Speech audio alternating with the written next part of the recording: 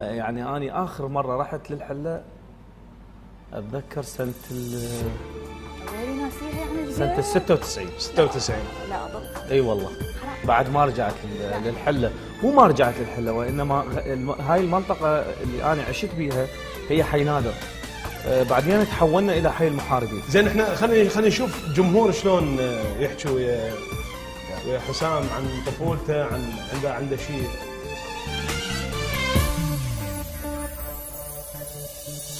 وين انتم ذبحني الشوق عليكم تسأل عيوني، إذا ما أشوفكم هاليوم باكر تعمى صدقوني، في باكر تعمى صدقوني.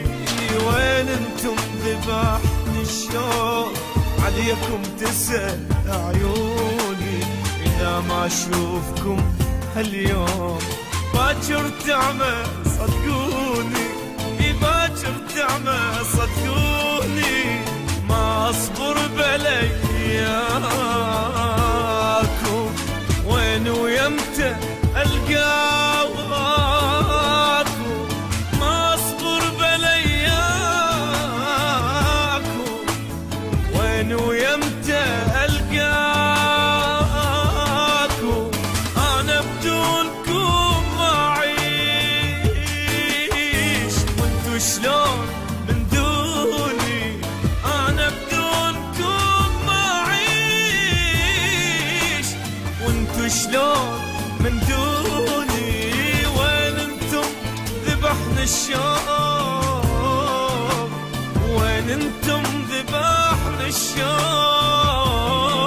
عليكم تسأل عيوني، عليكم تسأل عيوني.